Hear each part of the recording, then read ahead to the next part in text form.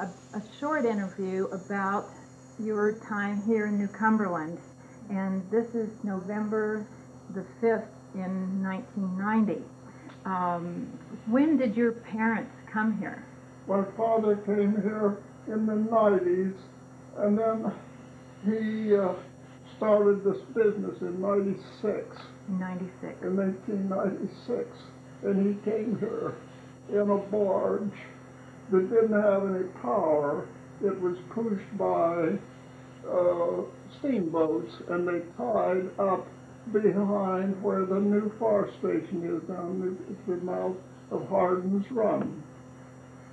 And that at that particular time, about 3 or 4 years earlier, they had discovered oil at the Carson oil field, which is out in the country on the Pennsylvania line. And people had came in here from Cleveland and Youngstown and Pittsburgh to get oil leases to get rich on the oil. And my father and his brother had loaded a barge in Wheeling, and they had made stops at 2 or 3 places coming up the river. Of course, Wellsburg is much older than New Cumberland, and they had been there, and they would go ahead. One of them would go ahead to the next place they were going to tie up, and then they would pass handbills and give literature to the mailmen, which they took out through the country in all directions, that they were going to be at a certain landing at a certain day. And when they came here, they in a week, 1 week, they sold everything they had on the barge. Everything. They swept it clean. And my father said to his brother, he said, "I think this is going to be a good place to start a business, because this activity and the way people had bought, that it would be great if I could rent a building. I'm going up in town and see if I can find a building." At that particular time, all of the business was above what we call the dump bridge. Now, Nancy asked me yesterday how that bridge got the name of the dump bridge. I don't know. But anyway, it was called Cuppy Town before. Everything was up in that end towards the Globe Hill. And my father met a man by the name of Margaret, who was a part owner in 3 of the coal mines that was out Hardin's Run that came into the river here. And he had a building that was in the flood area. Of course, it was all flood area downtown. And someone had vacated it, I think, after the '84 flood. And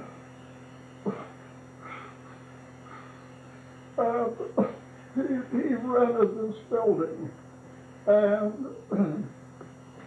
started a store there. And I have pictures of the old store in some of my albums here, inside of the old store. And I have a picture that they ran in the Courier. I always told people I started to work when I was 3.5 years old in the store, because I'm standing in front of this picture with a pair of suspenders on, and my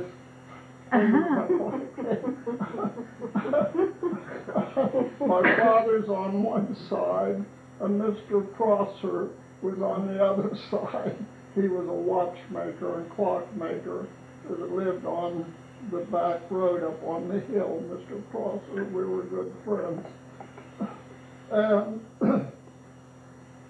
there was a lumber yard where the fire station is now, and Mr. Camel, that's Wadeen Camel's father, Sis, I guess we call it, he worked there, and I knew him real well.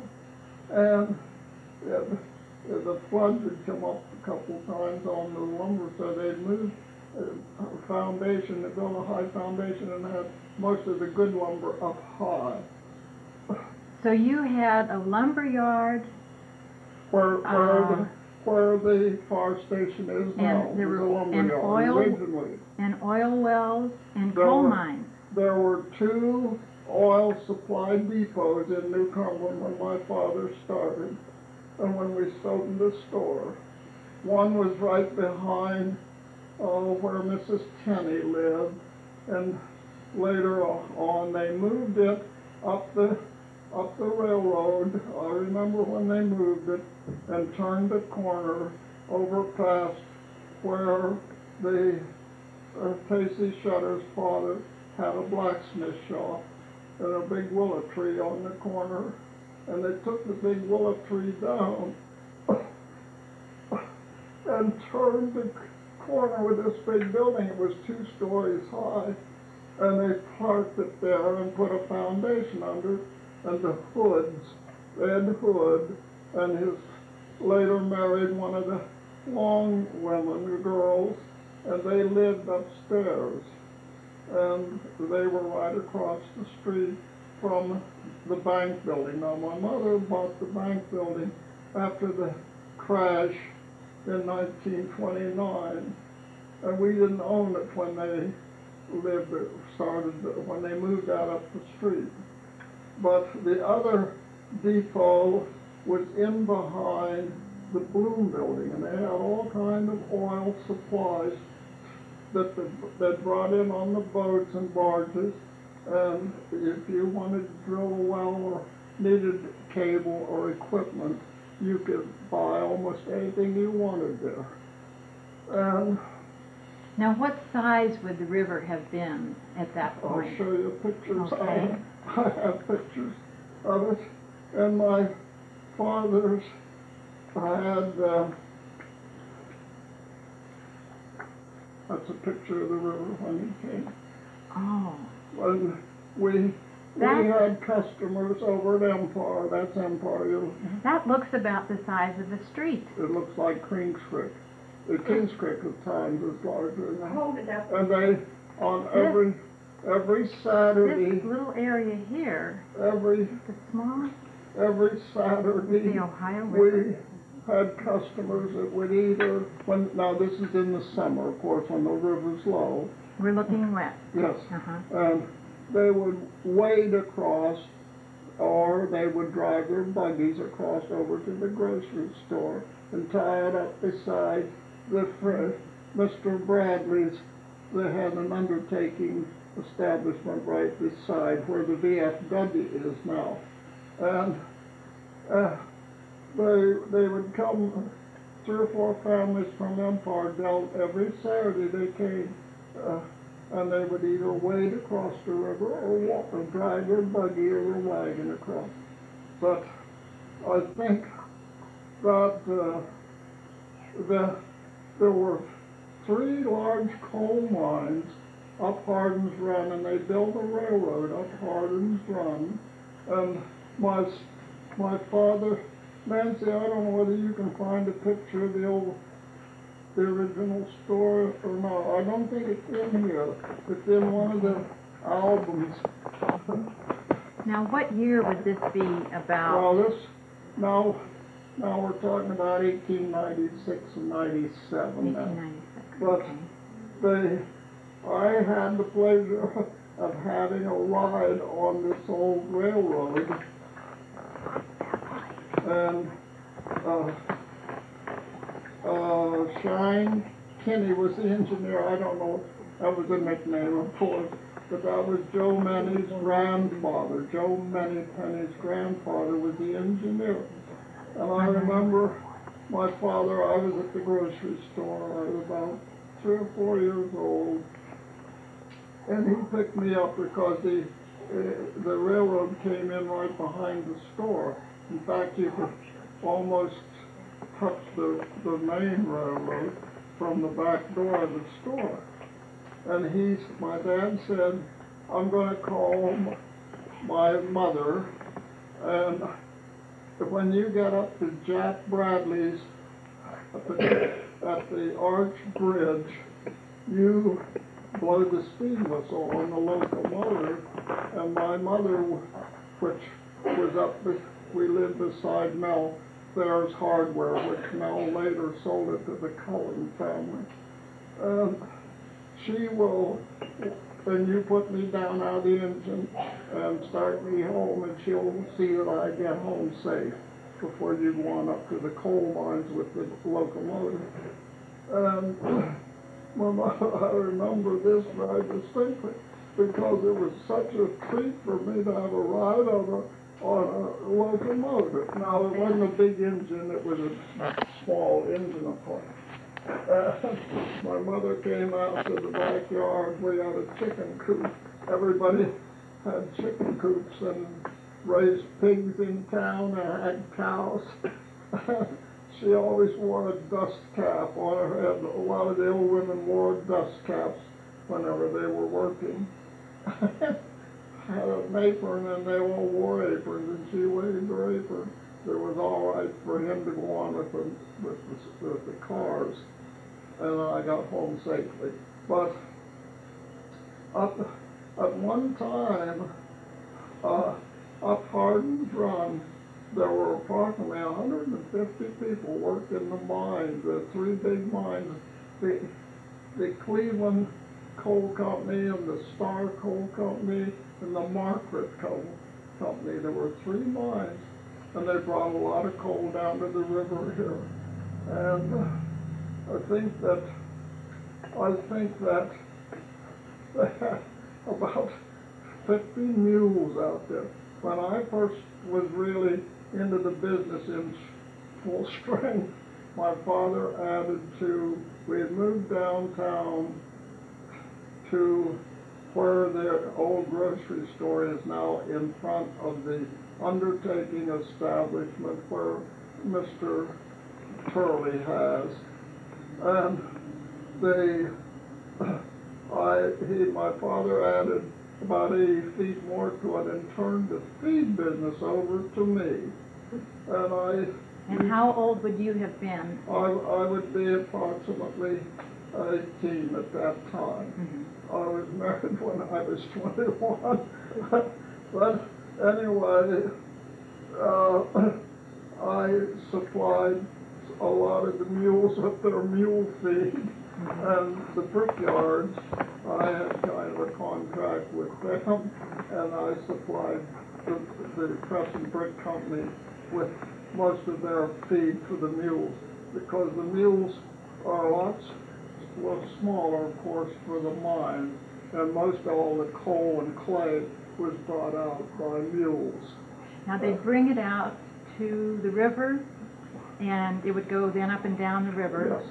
They would load some on barges, and some of them, most of the first steamboats burnt wood, and then they converted over to coal. Now, did the steamboats go how many months of the year? Actually, they ran about half of the time, I'd say 6 months, because in the summer when they had high or dry hot weather, of course there wasn't enough water for them to run. And one of the things I remember very distinctly, when I was young, my father, he went to the Presbyterian church, and my mother went to the Presbyterian church for years and years and years, but she never joined. And she taught the women's Bible class, the adult Bible class, for I think 25 or 30 years, but she wasn't a member of the church. But anyway, my father had a good voice, and they had a quartet at the Presbyterian church, and he was a tenor. They used to sing at every funeral. Whenever they had a funeral, they always had music and sang, but they don't do that now. That's out that they don't do that. Now, my mother had some singing at my father's funeral, but he used to take us every Sunday evening up to what we call the Little Jim Church. Now, I don't know how it got that name. It's a Nazarene church now. And there were three McKnight girls that had wonderful voices. And they used to sing about 15 or 20 minutes before the evening service started. And my father liked to hear them sing, and he always went up there almost every Sunday evening. But there were three hotels in New Cumberland at the time. Three hotels? The Brown's Hotel, which was right directly in front of where the old drugstore used to be. Now it's a restaurant. That was called the Grounds Hotel. Mrs. Grounds had, I think, about 14 or 15 rooms there. And my father stayed in that for a while till he got this store started up there. And then there was the Stewart Hotel, which was later converted into the Catholic school. And he would take us on Sunday evening about 5 o'clock up there, and we would get our dinner at the Stewart Hotel, which was out on the riverbank. And then we would eat a nice dinner and then go over to the church to hear these girls sing. And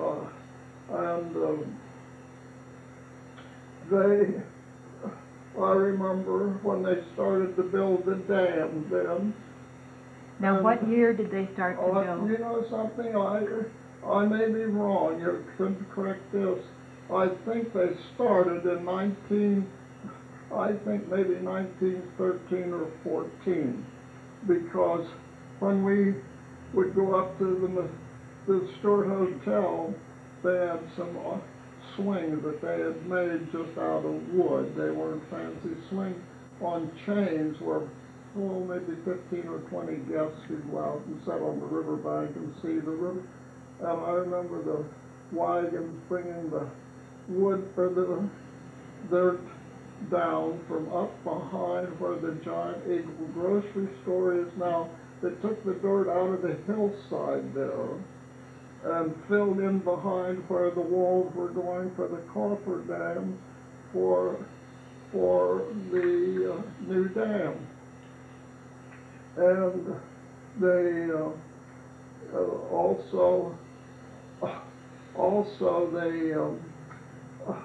I was very well acquainted with the family up where Alice's family lived by the name of Thomas, the Thomas family. And the Mackey store, which was one of the original first stores, there was one on the ridge, and there was one at the foot of the Globe Hill, the Mackey store. And Mr. Thomas told me that when they started to build the dam, they built a dike across from the Mackey store at the foot of the hill. There was a little island. Now that island's gone. They dredged it out when they built the big dam. And they built a dike there out of stone. That a lot of the stone came out of the foot of the Globe Hill. Was that a stone quarry there? Yes, and I'm going to show you pictures of a stone quarry that was across the river. Did you ever see the Indian rocks? Yes. Could you tell me something? The only ones that I have seen are the ones up at Chester. Mm-hmm. Now, they were more prominent and people could go see those. But there were markings along here on the river, but I don't remember them. However, when I was growing up, I played down at the river a lot, and we'd swim down there in Virginia, and the people that lived up here on the ridge, we would swim down there. But I don't recall the Indian rocks.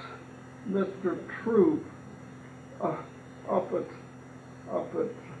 no, that brickyard seems, I think that is that's one of the original, that's an office, the brickyard office. Would you consider loaning us some pictures to do an exhibit? I would be happy to, if you promise you'll get them back to me. Oh, we will. We hope to have an exhibit in the library. I know. Because we hope to tell as many people as possible about the history of New Cumberland. And, you know, also how what a large part the river played in this. Yes, oh my, the river, that's what attracted us, the river, of course, that's what These are marvelous pictures. Now, you mentioned the coal mines, we had brickyards, how many brickyards, and some potteries? I think, well, the two potteries, that's a picture, that's a recent picture that Martha Marshall gave me. That is when the pottery down over the hill here burnt. But it was called they made shells there during the Second World War. Shells? For ammunition for the soldiers. Now, what kind of pottery would they have made in those? They made some very pretty dishes, and you know something, I don't have any of the dishes that I can recall, and I should have had them on. That's a picture of the big pottery. Oh. This is a picture of it when it was burning. Daddy, I want you to tell him about the man who was kind of different, who made the strange type of, you remember what his name was? Because I think this story is so funny. His name was Lee Leachman, and he had a pottery right where the Hardens Run empties into the river. Now, he only had one kiln, like these kilns you see here. He only had one kiln, and he made plain white ware, and he made saucers, and he made dinner plates. Those are the only two things I recall. But he tried to get a patent on a coffee cup that had the saucer attached to it. Now, I know that I have seen some beaches in exhibitions where they had those kind of, but his was plain white, and he tried to get a patent on that, where the saucer was part of the cup, and it didn't go over big, because whenever you go to drink, your nose would hit the cup. You couldn't get the saucer close to your mouth. And at one time, I had some of those, but I know whatever happened to them. Everybody laughed about it. They thought he was a screwball, and they didn't want to get involved in that. But it was a good idea in a way. But later, I think he made a mustache cup that had a place where the mustache wouldn't get in your coffee when you drink. But that was the two potteries that we had. But I'm going back now to the Stewart Hotel. Right across the road from the Stewart Hotel, behind the Nazarene Church, that's what it is now. I don't know what denomination it was when it was built. But there was a candy factory. But then a man by the name of Tud Shanley, who was a native and lived here for years and years, and he was an old man, but I knew him. I'd met him several times. He had a son by the name of Oric Shanley, and he made candy. And he made my father used to get, every once in a while, would get maybe 200 or 300 pieces of chocolate, of maple chocolate drops. And everybody thought they were so great. He made them, it was just a chocolate drop made with maple syrup, pure maple syrup. And he used to put some of that candy on the boats and send it down to Steubenville. And I think, I forget, one of the restaurants down there featured Mr. Prosser's chocolates. But a lot of people didn't know about the candy factory. It was just a small, it was in a home practically with a building at the back of it, but that was right across from the hotel, the Stewart Hotel. Now, was the railroad built then? Yes, oh yes, they were here then, oh yes. I don't know when the railroads were built, but I think they only went up to Newell at first, and then they added a little bit more of it Chester when they built the mill at Chester. See, there was a steel mill at Chester, but of course when my father, when they came, it was a cornfield and a hay field. There was no mill there then. There wasn't any sign of any mill. It was called Crawford's Crossing, I think. I might be wrong. And then later they called Haldy's Cove. And then later, they named it Weirton after Weir when he started the mills. But there was no mill at the Weirton when we came to New Cumberland. Do you have any idea how large this barge would have been that your father had? I think my dad said that it was approximately 20 feet wide and probably 60 feet long. It was a pretty good sized barge because they had sleeping quarters on it, but it had no power. It was just a barge. So you flatboat. It had a roof on it, of course, so it was dry. I think that he didn't own it. He had rented it from people in Wheeling, and they painted it and cleaned it all up real good before they put the merchandise in it, because that's how my father got into the retail business.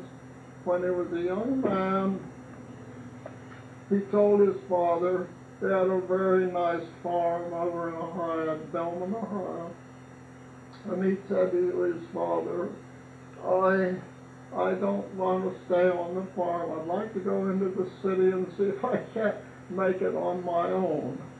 And his dad was a very understanding thing, and he said, well, it's up to you. You have to do what you want to do. So he came into Wheeling, and the first job he had, he worked on a railroad, I would think for 4 or 5, maybe he could go out 4 or 5 pays, and he said, I'm never going to get any place working on a railroad.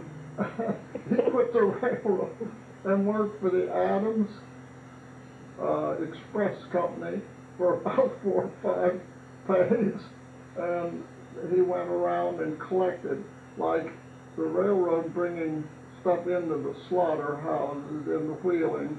If you had a cow or something you was going to sell, they would pick it up and bring it in, but they wouldn't pay when they picked it up.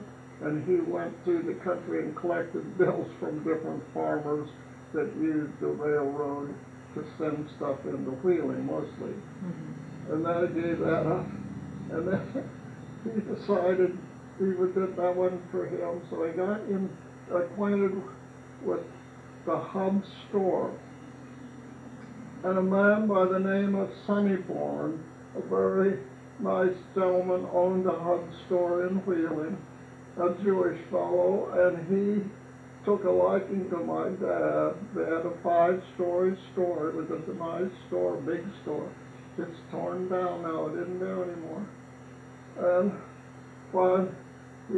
my dad seemed to get along with customers real well, and he made him in charge of the men's haberdashery department, where I think was on the first or basement floor. And my father learned a lot from him, and this experience is what. But Mr. Sonnyborn used to asked my dad if he would work overtime in the evening. They closed at 5. If he would stay, if he would stay and maybe put some new stuff out that came in today, or reprice it, or clean the store up and get it ready for they opened in the morning. And he would give him a quarter if he would stay overtime, a quarter. And he said, "This will pay for your dinner now." And my dad didn't have any money, just a young kid starting out.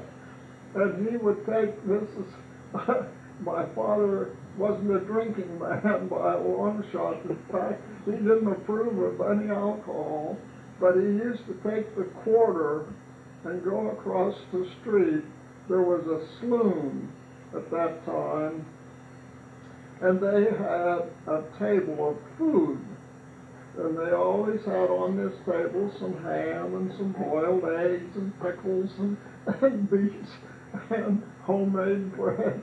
And you could, if you bought a drink, you could help yourself to the salad bar, what that we would call now.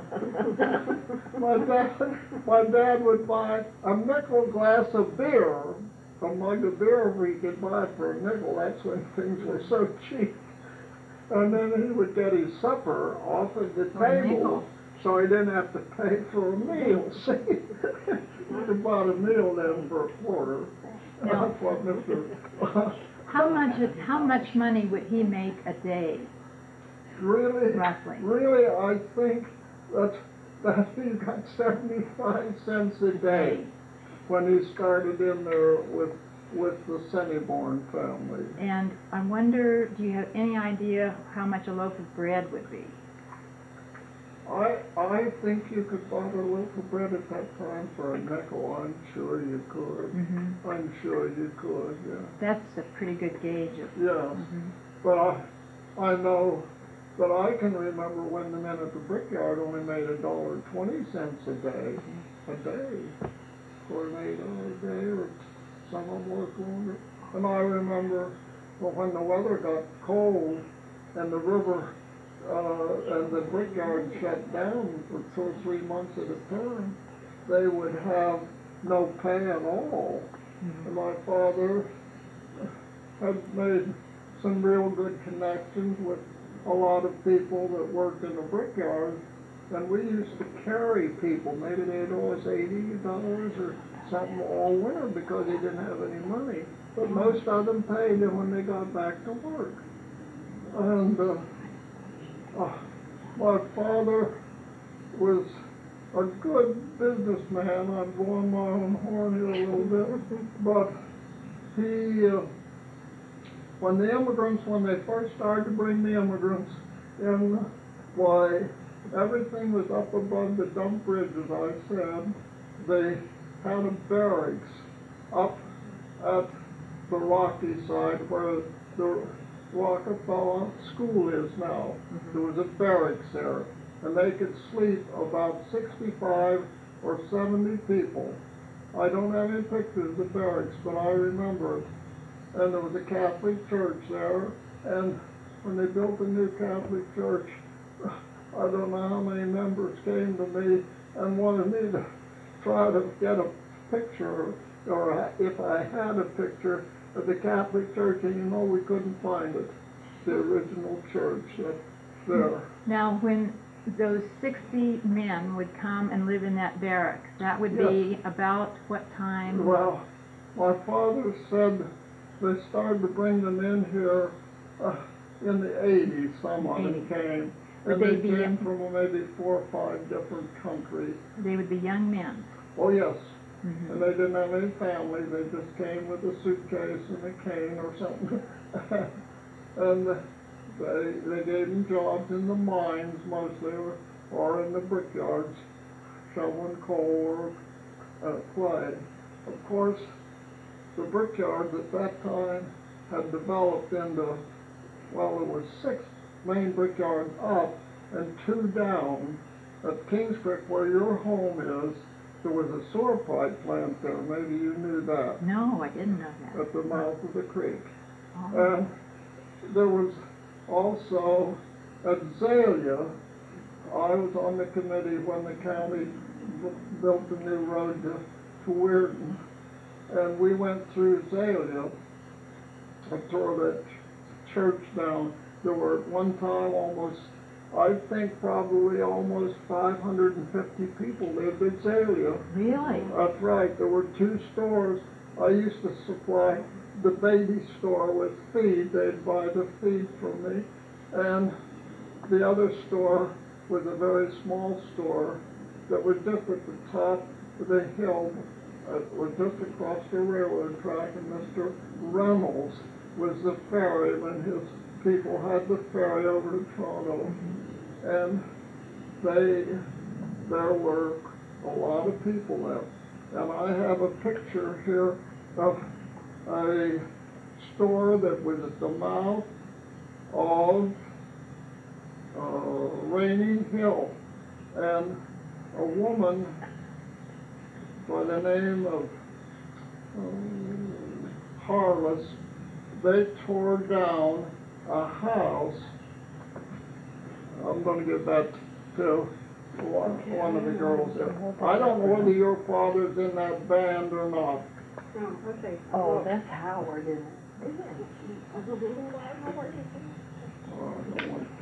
But all those people that lived at Zalia would work in the clay mines, Yes. maybe, and the pottery, Yes, and the the brickyard. brickyards. And the brickyard. The brickyards. Now, that's a picture there. This, you can't do anything with it. But that was a Cunningham's store. And I asked Miss Marshall, Virginia and I reminisce a lot, about that, and she said, I don't ever remember of a Cunningham store in New Cumberland.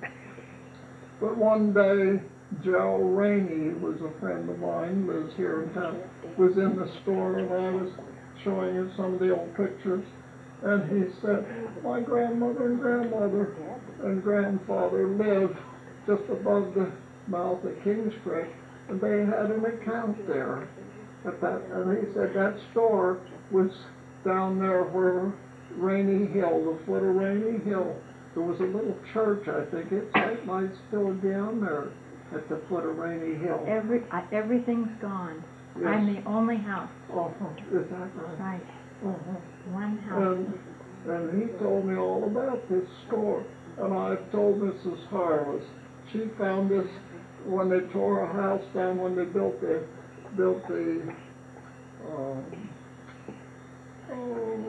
nice golf course up on the hill.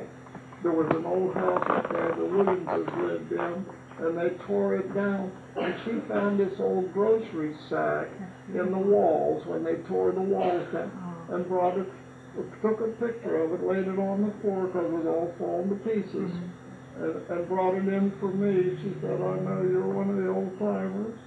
Maybe you can tell us, because we've asked several people. And Junior Evans is a good friend of mine. We call him the historian.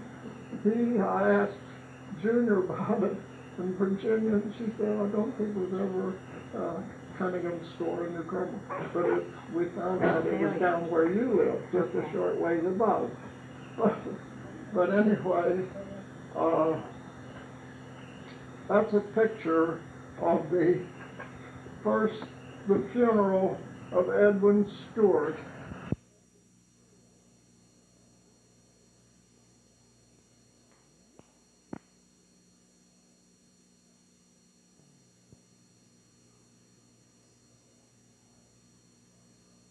It used to be where we are. This was a riverbed, because years ago now, this is 10,000 years, we're getting way back. And I know this is not appropriate, but Yes, it is. But when they dug the foundation for this, there was the most beautiful vein of sand, about 5 feet deep under where the river deposited sand. Up here. Right here, we were sitting on. And so Virginia said her father came up here and he found out that there was some land for sale, so he bought part of the hillside over where the Fusai garage is, and the home, and I think Virginia, they own clear to the river. And they built them the same plan that would have been in the house down there went into this house up here. And that would be, Virginia's house could be about, I'm guessing 92 or 3, 4 years old. She probably told you how old her house was. And it's a nice house. I hope that they can keep it for a historical house, because I know that some of the houses in Chester, my mother-in-law was a Knowles, and her people were all pottery people. The Edmund and Knowles were their family, and they owned potteries in Knowles, and some of their historical, the smoke from the coal mine, from the brickyards, the smoke and the sulfur from the coal just killed all the vegetation on that hillside. What did it do to people? Well, that's right. That's what the government's spending millions of dollars now to try to eliminate this pollution, which it was pollution, of course. But now, if somebody became ill here, what did they do? well, when I was a young boy, there were 4 doctors in the district. 1 or 2 came in. One came from Pewtown, but I remember a Dr. Maxson, and I remember a woman doctor which delivered me. Her name was Snowden. No. She lived in a house up here beside this new gasoline station. The lady doctor. I can't think of her name real quick. But anyway, we had at one time 2 dentists. At one time we had 2 banks. Even back now, we're way back. We had a bank, and I got a little souvenir from the New Cumberland Bank and Trust that's laying there in the dining room. A little bank that they gave, and that could be 100 years old easy now. And then they built the big bank, which I have my store in now. I think that starting at Claymont, I've got pictures of Claymont.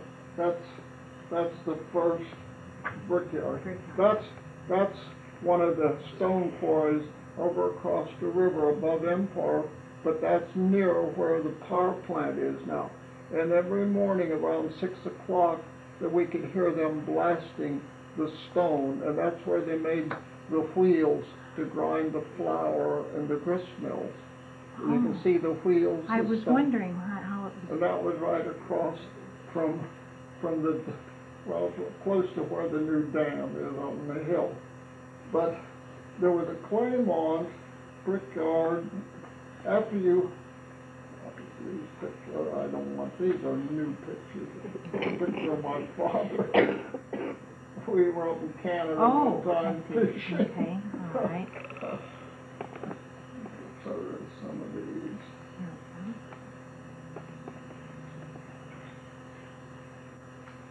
I think I showed you that one. That's a big pottery. Else I think I did.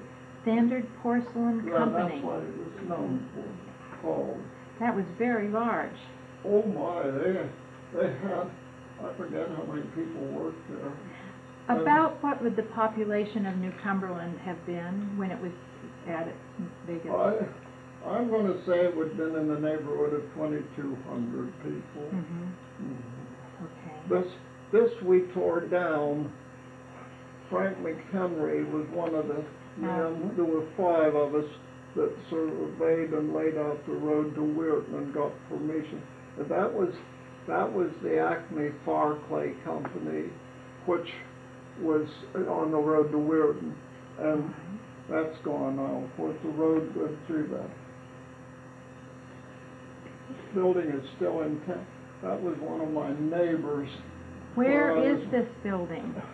It's at the top of the hill, just across the street from the Methodist church. Has an outside building beside the church, and that goes down into Eden Valley. That's true.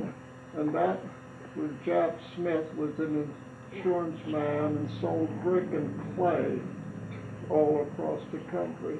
And we used to go up there. That's still there. They took the bric-a-brac down, and Mrs.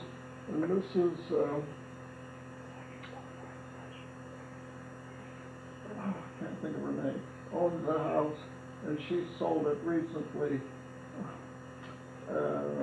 But anyway, it's still there, and that's still there. What buildings do you think, you were mentioning Miss Marshall's house that should be saved, what buildings do you think there are now that are... Except hers, well, of course. The Old People's Store is an interesting structure. Yes, I know it's old, but I don't know. That's a picture inside the pottery, which was down over the hill here. The women are sorting the ware, which they have brought out from the kilns. Now, women would work indoors in the pottery, yes, and the men...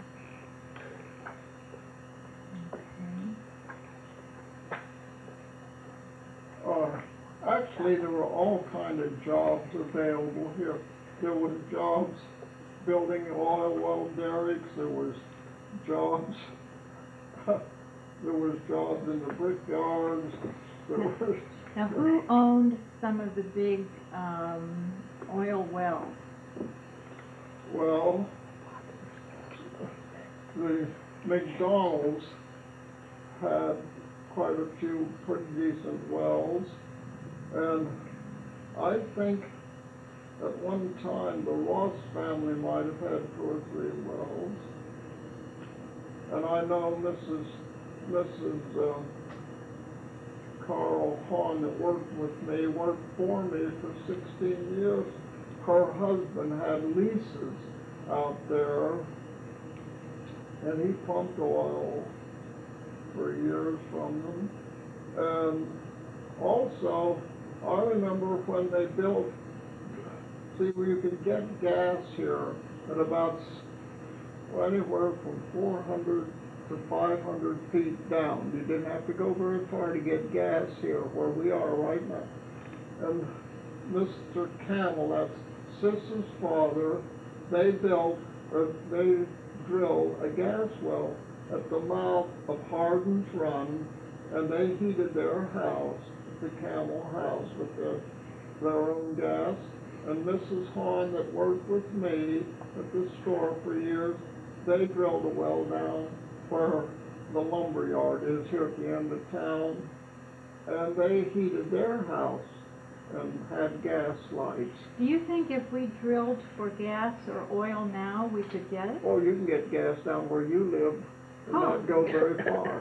All right. Marie, there's a whole Sounds right. great. That's right. Well, Mr. Graham, I want to thank you for giving us all this time. And Those are the brickyards now. Along the back, that's the office where the men were paid. And Mr. Atkinson was paymaster when I was a young man. But on the back of those, it gives the names of the different brickyards. Old Mac Company. That was the name, Mac Manufacturing. My Uncle Joe worked for this company at one point, yes. That's wonderful. Before he went to New York. Oh my goodness. But now this was taken at the foot of Clifton Hill, where you turn to go up. It should be Clifton. Clifton Works. That's the first one, and that was right behind this office. You could see the office from that. And these are the kilns. And they made a lot of sewer pipe there and brickyards, but mostly sewer pipe at the Clifton for the sewers. All right. Well, thank you very much for giving us all this time. Oh, well, and if I you... appreciate the opportunity to do it, because I know Virginia several times has said to me, you should have Nancy make tapes of some of this. That's inside of the brickyard, in one of the kilns. This is inside a kiln? Yeah, these were called tile bricks, hill setters, and they drawed a few cents more for their work because they had to put these brick in a certain way so the heat would ventilate and go through, so the brick would get heated Have you seen this? properly. I'd like You to, can now. yeah, we'll get copies. Now, what was this called again? That's marked on the back, isn't it? It's called The Kill Crew. Kiln Crew Brick Setters, but that's the inside of a kiln, That's inside of the kiln. and that's, One of those round kilns. and they've set this up so that it, Yes. Yeah, they had, see the Oh. holes, how the Yeah. brick is set so the heat would be distributed evenly all through the kiln. Because Wow. there would be some brick that would have to be thrown away because they wouldn't be burnt properly. And they threw salt. So many pounds of salt had to go in every so many hours when they were burning them, and that put a kind of a glaze on them. mm-hmm. And of course, that's one of the things that makes this valley so important, is because we have this salt. We have salt also? Yes. Can't believe it. And where we are here, you can go and drill down and you'll go in the salt, because up where Alice's people live, that all that land below the racetrack, there's salt, I think it's 7 or 8 feet veins there. Now, And- that would have been and- from and, a sea, wouldn't it? And the rail and the chemical people wanted to buy all that land. I'll bet they've had a lot of chances, I'll bet, to sell some of their land to chemical factories. Well, the other Watson farm was sold to, that salt. Yeah. But that means that was the bed of a sea. Maybe that would be the bed of an ocean. a When the sea. old river came through, cutting out the mountains. It could have been. We're talking major salt. That's a picture there. That's a new picture. That's the old dam. Mary I Porter. remember that. Mary Porter's brother Jim Porter took that, and that's my wife and my sister. Mayor Martin. And Mr. Porter was up there. That was taken about 3 or 4 days before Thanksgiving, and that boat was full of turkeys. Turkey? Full of turkeys. And they were taking them to Pittsburgh for the Thanksgiving dinners. Oh my gosh. Now, I wanted to say just a couple of things. Hold on a minute. Okay.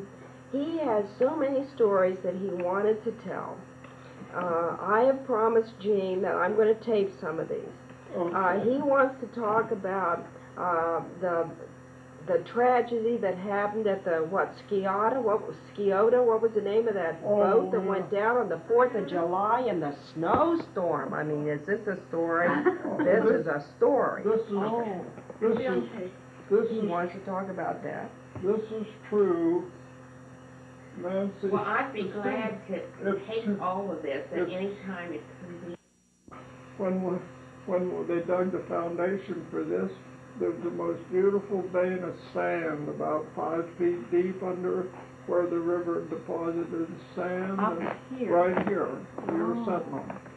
And so Virginia said her father came up here and he found out that there was some land for sale, so he bought part of the hillside over where the Fusai garage is, and the home, and I think Virginia, they own clear of the river. And they built them